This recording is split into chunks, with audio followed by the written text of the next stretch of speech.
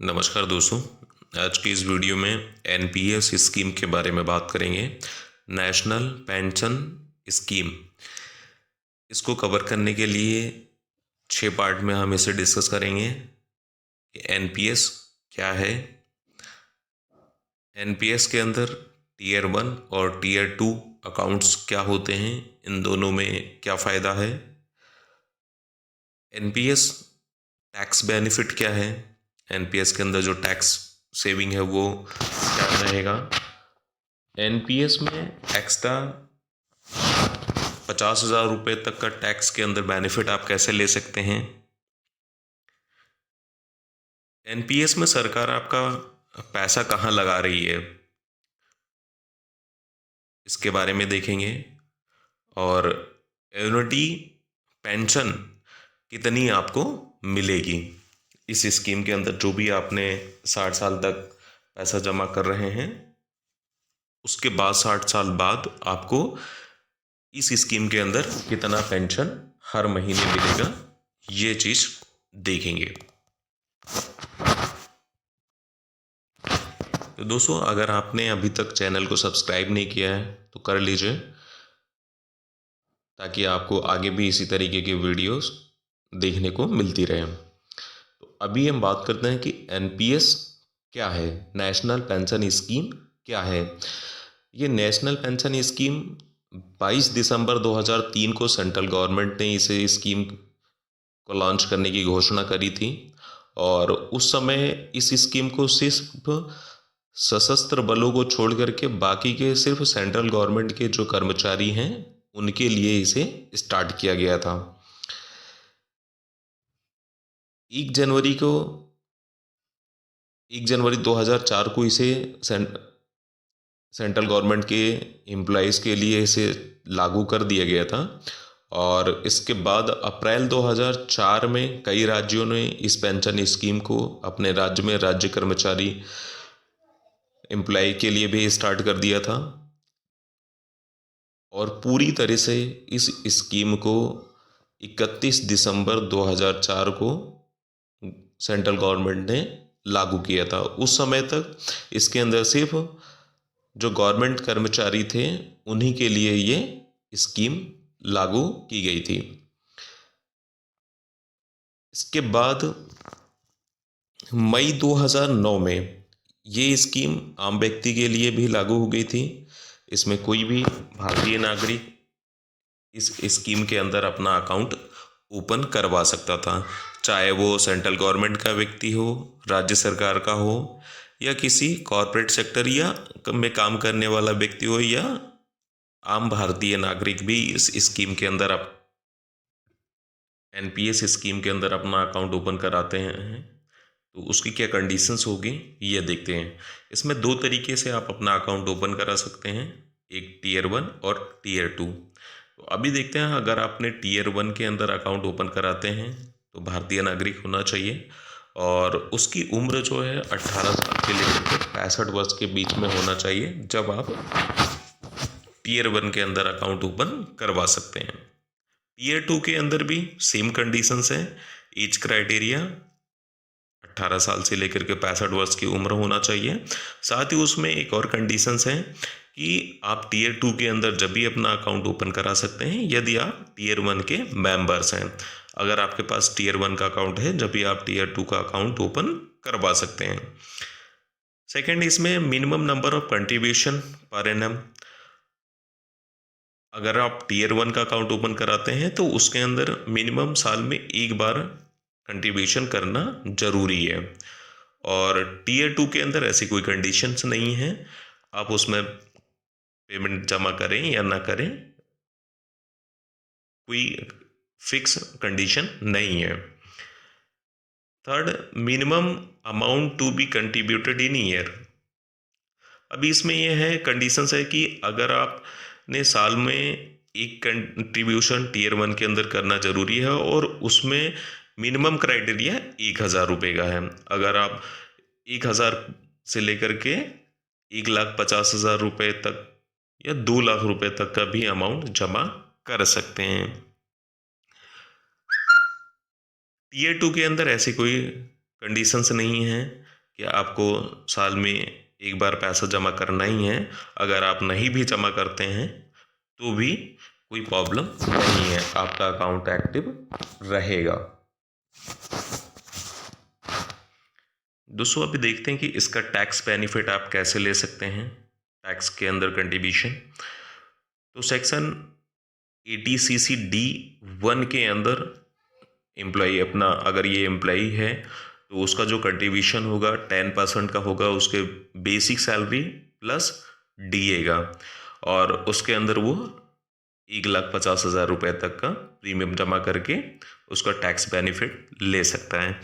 इसमें वो भी कंट्रीब्यूशन आपका जुड़ेगा अगर आपने कहीं और अपना इन्वेस्टमेंट किया है और सेक्शन 80C के अंदर टोटल जो लिमिट है उसकी 1,50,000 रुपये की है, तो जो भी आप प्रीमियम बाहर जमा कर रहे हैं और इसमें कर रहे हैं, दोनों ही उसके अंदर काउंट की जाएगी। और अगर कोई इंडिविजुअल व्यक्ति है, कोई गवर्नमेंट एम्प्लॉई नहीं है और वो इस स्कीम के अंदर अपना अकाउंट ओपन करवाता है, तो उसका जो भी एनुअल इनकम है उसका 10% तक इसके अंदर कंट्रीब्यूट कर सकता है। लेकिन उसमें मैक्सिमम लिमिट जो है उसकी इनकम का 1,50,000 रुपये से ज़्यादा वो नहीं कर सकता है, और जो कि उसके अंदर वो पार्ट सेक्शन 80C के अंदर उसका छूट भी ले सकता है।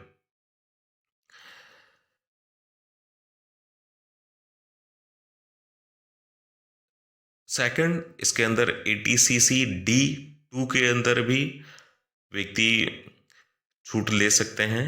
जैसे कि अगर कोई एम्प्लॉय है तो इसमें जो भी एम्प्लॉय का कंट्रीब्यूशन होता है और उसमें वो 80C के अंदर छूट ले लेगा। साथ ही अगर एम्प्लॉयर है और एम्प्लॉयर का जो कंट्रीब्यूशन होता है सेक्शन 80CC D2 के अंदर, वो एम्प्लॉय के उस के अंदर काउंट नहीं होगा, और employer contribution 10% basic plus DA का रहेगा।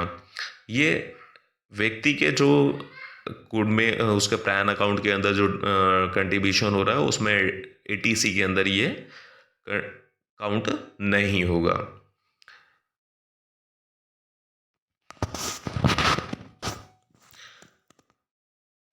थर्ड, आप सेक्शन 80CC D1B के अंदर भी 50,000 रुपये तक का कंट्रीब्यूशन आप अपने सैलरी का कर सकते हैं, लेकिन इसके अंदर आपको टैक्स रिबेट नहीं मिलेगा। सिर्फ आप इस स्कीम के अंदर अगर आप डिपॉजिट करना चाहते हैं तो एनुअल बेसिस पर ओवरऑल आप 2 लाख रुपए तक का प्रीमियम डिपॉजिट कर सकते हैं।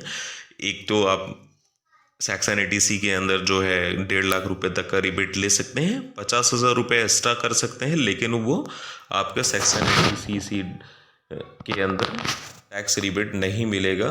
जो प्रीमियम 50,000 रुपये आप जमा करेंगे वो सेक्शन 80CC D1B के तहत जमा होगी। ये टैक्स बेनिफिट आपका Tier 1 का अकाउंट है तो ही आपको मिलेगा, और अगर आपके पास में Tier 2 का अकाउंट है तो Tier 2 के अकाउंट के अंदर कोई भी टैक्स बेनिफिट नहीं है। जो भी आप प्रीमियम जमा करेंगे उसके ऊपर भी आपको टैक्स देना होगा, या आप उसमें कोई भी छूट नहीं ले सकते हैं। दोस्तों अभी आप जो टैक्स बेनिफिट का बात की है, जो आप प्रीमियम जमा करते हैं उसके ऊपर लिमिट ऑन विड्रॉल। जब भी हम स्कीम के अंदर प्रीमियम जमा करते हैं तो उसका विड्रॉल करने की क्या कंडीशंस है ये देखते हैं। Even at maturity only 60% of the corpus can be withdrawal. ठीक है, अगर आपका Tier 1 का अकाउंट है तो 60% पैसा ही आप अपना विड्रॉ कर सकते हैं मेच्योरिटी पे, और 40% पैसा आपका एन्युइटी पर इन्वेस्ट होता है जिसकी कि पेंशन बनती है, और वो आप जो भी पेंशन स्कीम लेंगे उसके अकॉर्डिंग आपको मिलता है। तो NPS में 60% पैसा तो आपको सिर्फ मेच्योरिटी पे मिलेगा 60 साल बाद। यदि आप certain condition withdrawal like children education, marriage and critical illness up to 25% of the self contribution. देखिए, अगर आपने NPS टीयर 1 के अंदर अपना अकाउंट ओपन करवाया है और किसी कारण आपको मैच्योरिटी के पहले पैसे निकालने हैं, तो आपको कुछ ऐसी कंडीशंस रहेंगी जब भी आप उसमें विड्रॉ कर सकते हैं, जैसे कि हायर एजुकेशन के लिए बच्चे की, या मैरिज हो, या फिर कोई क्रिटिकल इलनेस बीमारी से रिलेटेड। उसके अंदर भी जो आपने अपनी प्रीमियम कंट्रीब्यूट करी है उसका 25% तक ही निकाल सकते हैं, बाकी का पैसा आपका लॉकिंग के अंदर ही रहेगा, वो मेच्योरिटी पे ही मिलेगा। टीयर 2 के अंदर ऐसा कोई कंडीशंस नहीं है, आप अपना पेमेंट कभी भी डिपॉजिट कर सकते हैं और कहीं भी निकाल भी सकते हैं, उसमें कोई भी ऐसी कंडीशंस नहीं है। एनपीएस स्कीम के अंदर हम जो भी पैसा जमा करते हैं उसे मैनेज करने के लिए गवर्नमेंट ने 2007 से 8 के बीच में 3 पेंशन फंड मैनेजर को नियुक्त किया था। वही इस पैसे को मैनेज करते हैं, जिसमें एसबीआई पेंशन फंड है, जिसको जो पैसा हम जमा करते हैं उसका जो शेयर है 38% का है। सेकंड, यूटीआई रिटायरमेंट सॉल्यूशन, इनके पास में जो भी हम प्रीमियम जमा करते हैं उसका 32% का शेयर है, वो उस पैसे को मैनेज करते हैं। तीसरा फंड मैनेजर है एलआईसी पेंशन फंड, इनका शेयर है 30% का। तो ये इस पैसे को मैनेज करते हैं, और ये फंड मैनेजर जो पैसा आता है उसे इस तरीके से इन्वेस्टमेंट करते हैं, इक्विटी, कॉर्पोरेट डेब्ट और गवर्नमेंट सिक्योरिटीज़ के अंदर। इक्विटी के अंदर शेयर मार्केट में भी वो कुछ पैसा लगाते हैं। कॉर्पोरेट डेब्ट यानी कि गवर्नमेंट की तरफ से जो बॉन्ड्स रिलीज़ होते हैं या उनकी कुछ स्कीम्स होती हैं उसके अंदर ये पैसा इन्वेस्ट करते हैं। और गवर्नमेंट सिक्योरिटीज़ की जो कंपनीज हैं उनके अंदर भी ये कुछ पैसा इन्वेस्ट करते हैं, जैसे कि राज्य सरकार और सेंट्रल गवर्नमेंट की। इन स्कीमों के अंदर पैसा इन्वेस्ट करके और उसको ये तीनों ही फंड मैनेजर मैनेज करते हैं। जब भी आप इन फंड मैनेजर एनपीएस स्कीम के अंदर जब भी हम अकाउंट ओपन कराते हैं, चाहे वो टीयर 1 का हो या टीयर 2 का हो, उसके जो फंड मैनेजर्स हैं ये तीन ही हैं, ये मैनेज करते हैं। और इन तीनों ही फंड मैनेजर का दोनों ही अकाउंट्स के जो चार्जेस हैं वो सेम हैं, चाहे आप टीयर 1 के अंदर अकाउंट ओपन करें या टीयर 2 के अंदर। जैसे कि फंड मैनेजमेंट के, अकाउंट ओपनिंग के, अकाउंट मेंटेनेंस के, ये चार्जेस जो हैं ये रेगुलेटर डिफाइन करता है और उसके अकॉर्डिंग ही इनके चार्जेस होते हैं। तो आप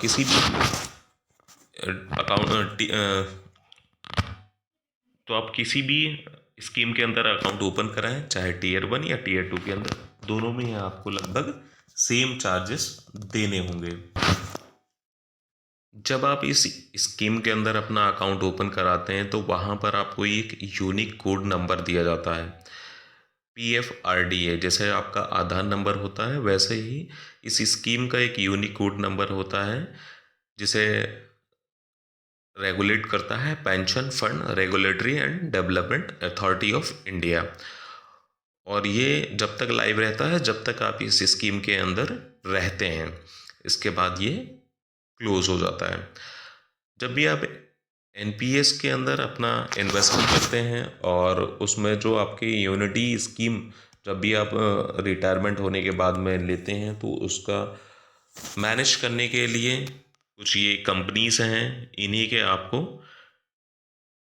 पेंशन स्कीम लेनी होती है, क्योंकि 60% पैसा तो आपको लमसम एक बार मिल जाता है और 40% का जो पैसा होता है इन कंपनियों के आपको यूनिटी लेने होते हैं।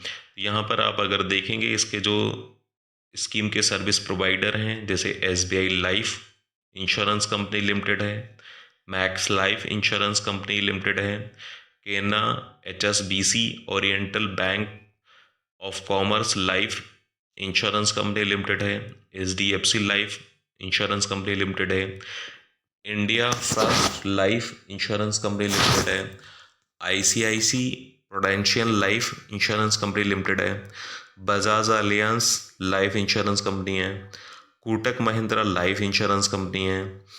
तो अगर आप देखेंगे तो इसमें सभी इंश्योरेंस कंपनियां ही हैं जो आपको यूनिटी स्कीम के अंदर पेंशन देती हैं। यहाँ पे गवर्नमेंट आपको कोई पेंशन नहीं देती है।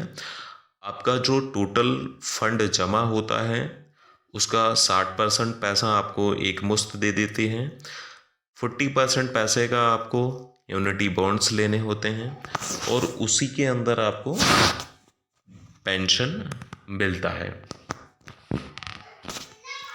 दोस्तों अब टॉपिक आता है सबसे main annuity pension option plan का। आपने इस स्कीम के अंदर जो भी पैसे लिए हैं पेंशन के लिए ही जमा करते हैं और अगर आपने जब पेंशन का चुनाव करते हैं अगर आपने सही स्कीम प्लान का चुनाव नहीं किए तो सबसे बड़ी प्रॉब्लम आ जाएगी। तो देखते हैं इसके अंदर जो प्लान होते हैं पेंशन के वो 7 प्लान हैं और हर प्लान का अलग अलग बेनिफिट हैं। तो जब भी आप इस स्कीम के अंदर पेंशन प्लान का चुनाव करें तो खास करके आप बिल्कुल सही प्लान का चुनाव करें। सबसे पहले नंबर 1 पर आता है unity pension payable for life at a uniform rate. आप इसमें जब पेंशन का प्लान सेलेक्ट करते हैं तो अगर ये नंबर 1 का प्लान सेलेक्ट करते हैं तो यहाँ पर आपको आपके लाइफ टाइम तक के लिए एक यूनिफॉर्म रेट पर फिक्स पेंशन मिलेगी जो पहले से ही जब आप रिटायरमेंट होंगे तो उस समय आपका जिस भी कंपनी का आप यूनिटी बॉन्ड्स ले रहे हैं तो फिक्स हो जाएगा कि उतना पेंशन आपको जब तक आप जिएंगे जब तक मिलता रहेगा। आपकी डेथ के बाद ना तो आपकी पत्नी को कुछ पेंशन मिलने वाली है और ना ही आपके किसी नॉमिनी को। अब ये भी ध्यान रखें कि पेंशन उस पे ही मिलती है जो आपने पेमेंट जमा किया था और 40% पैसा जो है उसी को आप इन्वेस्ट करते हैं उसके ऊपर ही आपको मिलता है। तो जो आपका 40% पैसा इन्वेस्ट हुआ है वो भी नहीं मिलेगा आपके नॉमिनी को, सिर्फ आप जब तक जीवित रहेंगे जब तक आपको पेंशन मिलेगी। सेकंड है एन्युटी पेबल फॉर 5, 10, 15 और 20 years certain amount thereafter as long as the annuitant is alive. इसके अंदर यह है कि जब भी आप रिटायरमेंट होके कंपनी के साथ में और आपका एक बॉन्ड होगा कि आपको एक फिक्स पेंशन 5 साल, 10 साल, 15 साल या 20 साल तक मिलती रहे।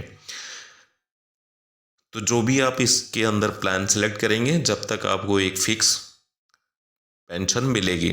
लेकिन अगर आपकी इस बीच में डेथ हो जाती है तो इस स्कीम के अंदर भी आपके वाइफ को या आपके नॉमिनी को कुछ भी पैसा नहीं मिलेगा। थर्ड है annuity for life with return of initial investment corpus on death of the एनुटेंट।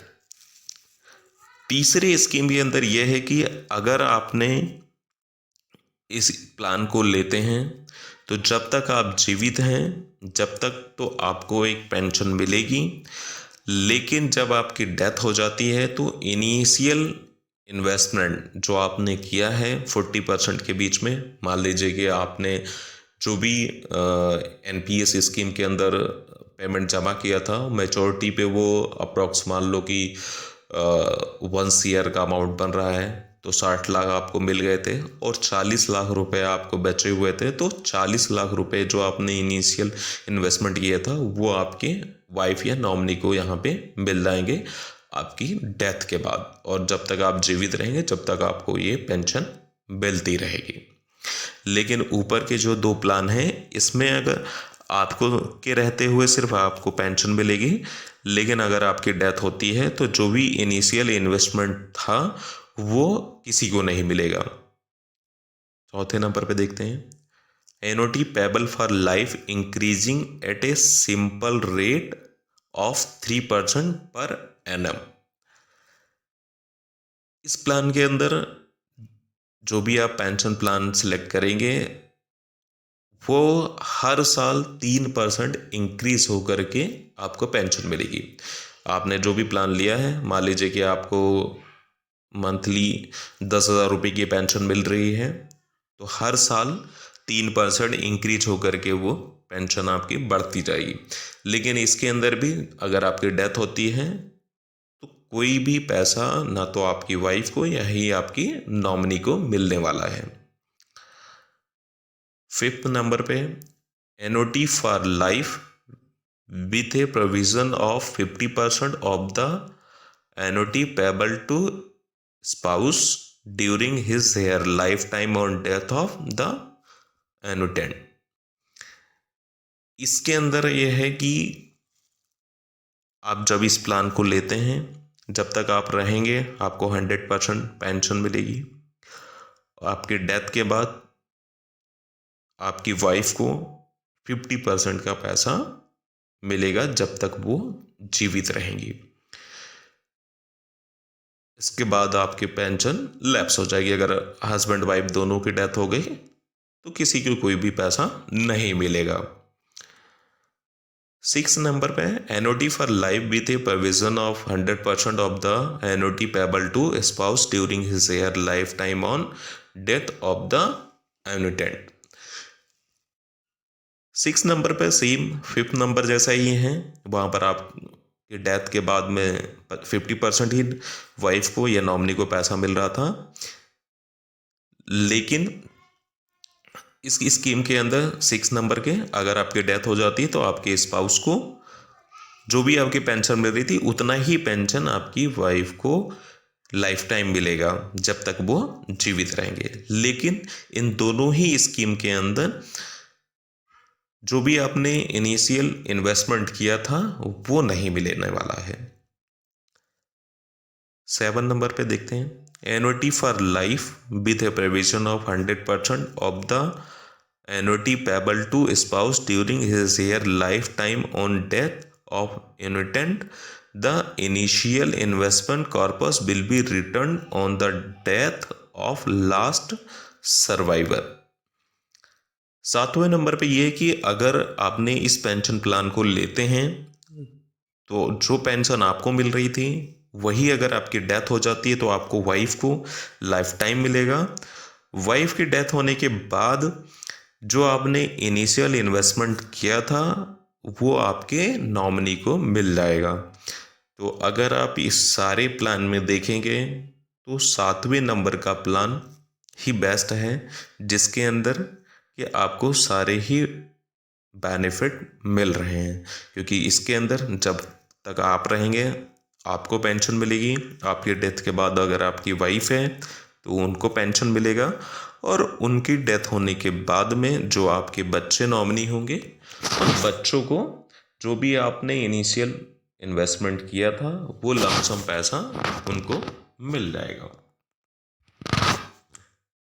तो दोस्तों अभी हम देखते हैं उदाहरण के तौर पे कि अगर आपको पेंशन मिलती है तो वो कितने अमाउंट की मिलेगी। तो ये अगर आप उदाहरण के तौर पे देखेंगे तो ये प्लान है LIC का जीवन अक्षय प्लान है।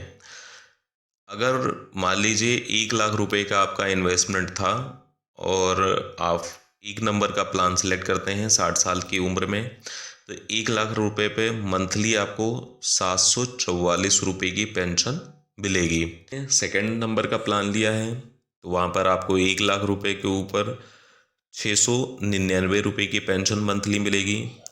तीसरे नंबर के प्लान पर आपको 550 रुपये का मिलेगा, और चौथे नंबर पर आपको 595 रुपये का मिलेगा पेंशन, और 5th नंबर पर आपको 685 रुपये मिलेंगे।